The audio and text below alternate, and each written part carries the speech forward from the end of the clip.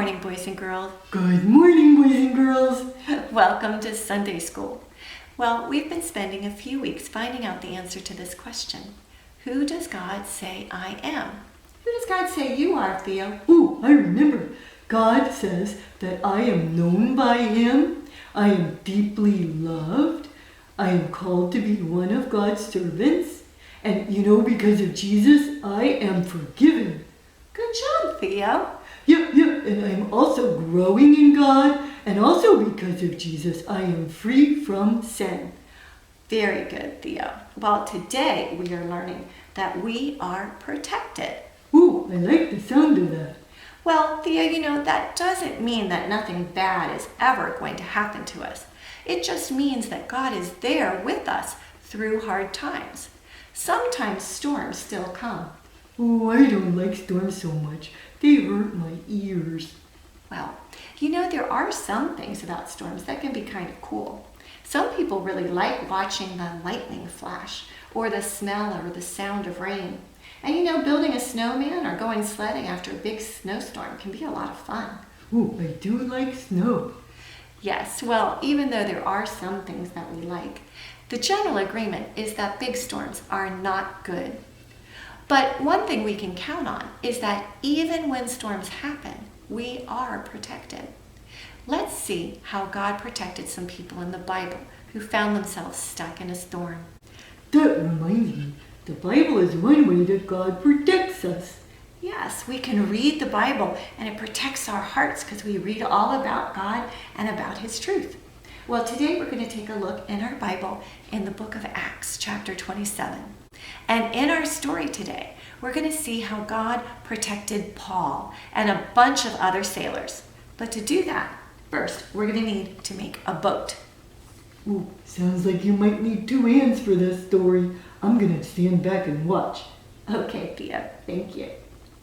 So, get a piece of foil, and I'm going to have you take it. I'm going to break off a little piece here because we're going to want a little piece to make a little lifeboat, because every big boat needs a little lifeboat. And take your other piece and fashion it into a boat. It doesn't have to be fancy, it just needs to float.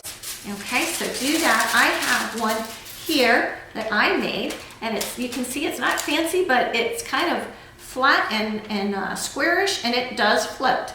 So I'm going to put that there, and then here's my little lifeboat. I'm going to put that in there, and I'm going to add a few things. Let's add some things for the trip, and we're going to add some people. Now, you can look around because once we have our boat, it's time to sail, but we need some sailors. So look around your house. You could get little, you could use coins, you could use game pieces, or I bet you have some little figures. So I had some little Playmobil figures, so I'm going to use them for my prisoners and my sailors and my soldiers. Now, the purpose of the trip was to take Paul and some other prisoners to jail in Italy. Now, Paul was in prison for talking about Jesus, and the guards and the sailors were sailing the ship, which was supposed to make several stops along the way. And there was a Roman commander in charge, and his name was Julius.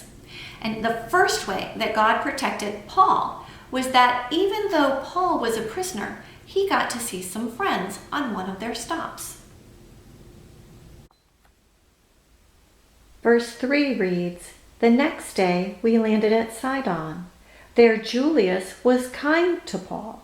He let Paul visit his friends so they could give him what he needed." We are protected. Even as a prisoner, God made sure that Paul got to see his friends and that his friends could take care of his needs. Well, the boat kept sailing, but then some strong winds came up, and that made it hard for them to stay on course. And then the storm kept getting worse and worse, and the boat struggled in the wind and the high waves. But we are protected, and God protected them with hope. He sent Paul an encouraging message of hope. In verses 21 through 26, it reads, that Paul stood up in front of them. "Men," he said, "you should have taken my advice not to sail from Crete. Then you would have avoided this harm and loss. Now I beg you to be brave. Not one of you will die. Only the ship will be destroyed. I belong to God and serve him. Last night his angel stood beside me, and the angel said, 'Do not be afraid, Paul. You must go on trial in front of Caesar. But God has shown his grace by sparing the lives of all those sailing with you. Men, continue to be brave. I have faith in God. It will happen just as he told me. But we must run the ship onto the beach of some island.' Well, as the boat kept struggling through the storm, the sailors realized that the water was very shallow, and they thought they'd be blown into the rocks on the shore.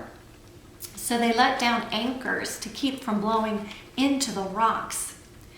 We are protected, and God kept on protecting this boat full of sailors and prisoners.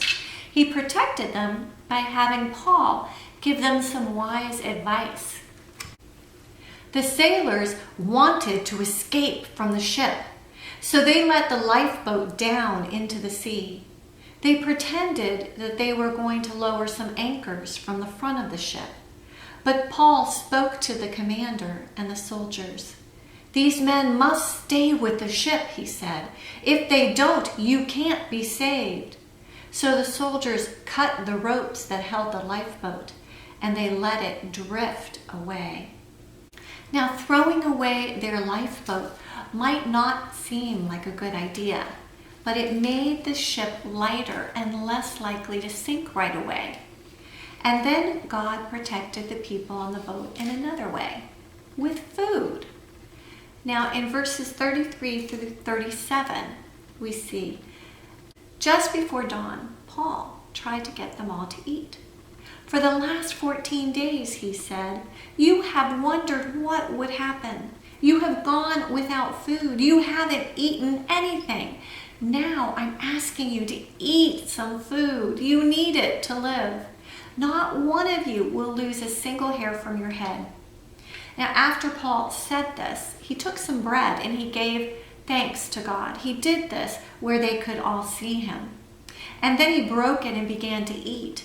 And all of them were filled with hope, so they ate some food. There were 276 of them on board. Well, meanwhile, it was still windy and scary. But when the morning came, they saw a bit of good news, ashore. In verse 39, it says, "When daylight came, they saw a bay with a sandy beach. They didn't recognize the place, but they decided to run the ship onto the beach if they could." Now, it might seem that God was going to protect them by giving them a safe place to land their boat. But that's not what God did. The boat hit something sharp under the water, which smashed the boat, and it began to break apart. Oh, Mrs. Randhill, I can't stand back and watch anymore. This is too exciting. Hang in there, guys. God is protecting you. He is going to protect them, right? Yes, he is, Theo. Well, as the boat began to crash, it might have been hard to believe that God could still protect the people on board. But he did. We are protected, and so were these sailors. What happened next? Well, the soldiers planned to kill the prisoners. They wanted to keep them from swimming away and escaping. That doesn't sound better. Well, they would have gotten in a lot of trouble if the prisoners had escaped. Still. Yes, but the commander wanted to save Paul's life, so he kept the soldiers from carrying out their plan. He ordered those that could swim to jump overboard first and swim to land. Oh, I hope you guys can do more than doggy paddle. First of all, God kept the prisoners safe from being killed by the guards on board. And then God made sure that everyone got to shore safely. In verse 44, it reads that the rest were supposed to get there on boards or other pieces of the ship. And that's how everyone landed safely. Oh, thank goodness. Well, just because God protects us doesn't mean that bad things won't happen. Paul still was unfairly in prison, and the storm still came, and the boat still crashed. But we are protected because God is with us, and as he was with these sailors through all these unfair, scary times. We saw a lot of examples in our story today of how God protected Paul and the others on the boat. We can look for God's protection no matter what's happening in our own lives too. Phew, I like that Julius guy. Yeah. Hey Theo, what'd you think about our Bible story today? Oh, I loved it. I thought that was so cool how God protected Paul. Yes, that was very cool. And you know, we're learning that we're protected by God too. Ooh, I know, that's so cool, and I got a cool song to sing. You want to hear it? You want to hear it? Okay, go ahead. Even in the wind and storms, wind and storms, wind and storms, even in the wind and storms, God protects you. And then you get a hug. Ooh. Well, thank you, Theo. Oh, that was great. Thank you for sharing that fun song.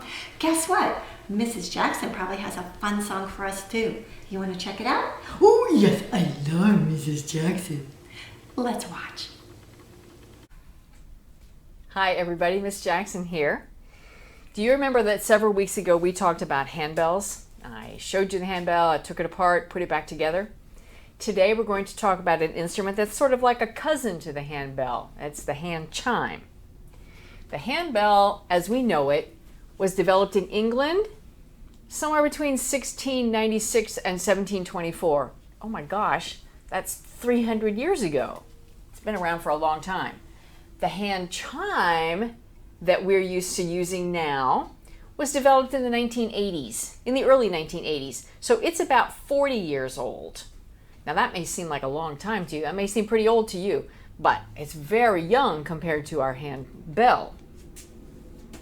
So let's take a look at the hand chime and compare it to the handbell. First of all, it looks different in a couple ways. The shape is different, bell, tube.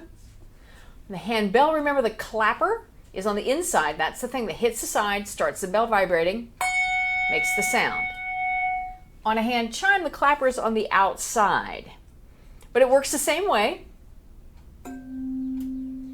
We start this end of the chime vibrating, and that's what makes the sound. Okay, so we have different shape, clapper on the outside. The metal for the handbell is something that we call bronze, that nice golden color. And the hand chime, no matter whether it's a light color or black, is made of aluminum. Okay? So aluminum for the hand chime. Now that I've mentioned the different colors of chimes, we've got black chimes and light colored chimes. These are kind of cream, these are kind of gray. Does that remind you of any other instrument you've ever seen before? Like the piano. The piano has white keys and black keys. The white keys are what we call the natural keys, mostly. And the black keys are our sharps and flats. We play them in a different place on the piano. They look different so that if I'm a hand chime player and I need to pick one up quickly and I have to decide which one, I know I want the F sharp and not the F natural, I'm going to go for the black one. So they don't sound any different, but they look different. It helps me as the player find it more quickly. Now, you notice I've got two sets of chimes over here. They are different. It's the same chime. This is the C4 chime. Notice the shape of this one. This one is made by the Malmark company. It's a cube, okay? This one is made by the Shipwrecked company. It's got the slit here. It's a little fancier. Kind of a cube, but they've trimmed off the edges, right? They've kind of rounded the edges. And so in order to hold the larger bell, it's just a little more comfortable than the cube. It fits in your hand a little more easily. Listen to them and see if you can tell the difference in sound.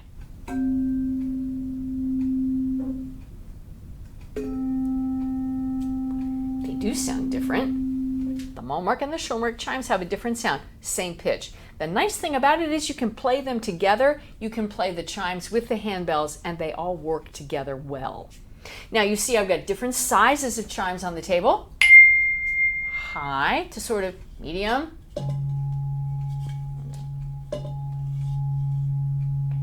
To some of our very favorite things, our newest addition to the handbell hand chime family, these long, large chimes that are actually sitting on a rack.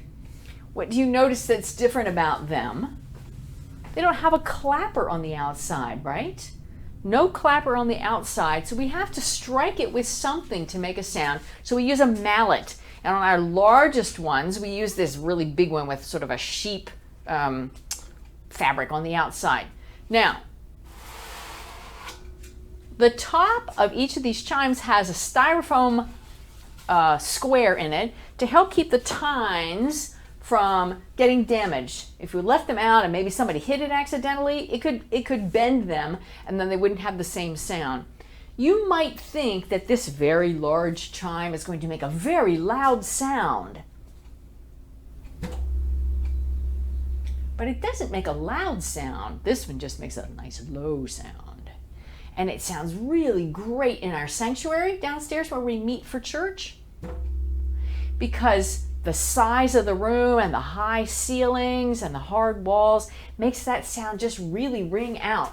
Let me play one of the smaller ones for you here. Still on a rack. Take the styrofoam out. Here you go. Okay, makes a little bit louder sound. In order to stop that sound, we can let it just vibrate until it stops, or we just touch it here and make it stop. What if I tried to play one of these chimes that still had the styrofoam in it? It doesn't make any sound because it doesn't have anything to vibrate, okay, and resonate like this. So there you go, ladies and gentlemen, boys and girls, anyone who's listening. We have our family of hand chimes from big to little, and they all work together to make great music when we play them together. And we have a lot of fun, and we're very lucky here at Centerville to have so many. I'm going to give you a little commercial message. The first week of August, the children's ministry and the music ministry are joining together for Bible camp. And the music part of Bible camp for second graders and older is going to be playing handbells and hand chimes.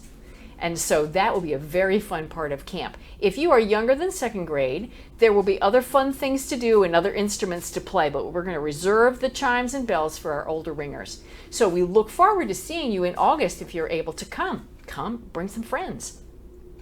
And that's all I have to say about handbells and hand chimes today. I hope you remember how lucky we are, and I hope you get a chance to play them sometime soon. And I'll see you next time.